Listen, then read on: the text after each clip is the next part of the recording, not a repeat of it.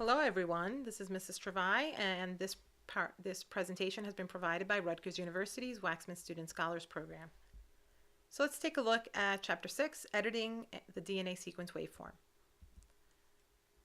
Okay, so once we have decided that our sequence is of good quality, then we move on to take a look at if the sequence needs to be edited at all.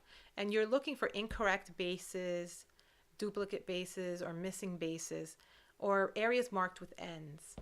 So you're going to need to look at the sequence and determine when there's an N at the beginning, and what do we do with that? Okay, you open up in Four Peaks or in Finch, and you highlight the base, and you're going to select the base that you're going to edit. Now, sometimes before a run in a sequence, you have what's called a dye blob at the beginning of the forward sequence. The dye blob, in this case, if you notice, there's a big blue that comes up. And is that really a C, or are there 4 C's there? Or is it just that there maybe is 1 C, and then as soon as that's done, it's a T? So there's a possibility that, yes, there is the possibility of editing it like this. But in most cases, it won't be as dramatic. In most cases, it'll look like there's some background noise in the sequence. And here you have a large area of A's, and it might cause what is called bleeding over or background noise, where this base, although it's a G, there's a little peak beneath it. Is that incorrect? Is that not a G? Well, I would think it is a G, and that just happens to be bleed over from the bases before and after.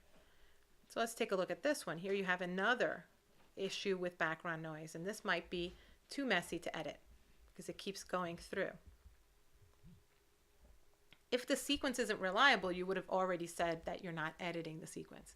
But if you can edit, if it's something like this where the machine didn't make the call, but it's obviously an A, then we go in, select the base in the program, and type in a lowercase a. And this is just an example of some missed bases or duplicate bases in areas where the machine might have put in 2 A's and squished it in there where it should have been spaced out. So if this happens in a run and it looks the same size as a normal peak, then you would definitely call it 1A, not 2. And in this case, you can see the G right next to it is 1 peak, but here you have a peak, a double peak, which indicates that there might have been 2 A's in that region, that's correct. So once you make your edits, you're going to paste it into the completed sequence. So you're going to paste your edited sequence. Make sure you make your edits and re-highlight the region and copy it and paste it in. So let's take a look at some questions for this what we learned today. What should the N be called? Try your best. I just want to see, again, participation, and I want to see that you may or may not understand how to do this. We will go over these in class. Number 2, is this sequence properly called? Number 3, how should this sequence be handled? Number 4, what should the N be? Should there be a GG there?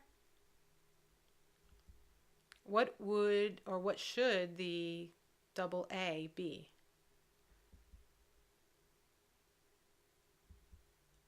Is this sequence properly called? And finally, how should this sequence be handled? Again, make these choices and answer the questions on the quiz online. Thank you for listening, and we'll see you in class.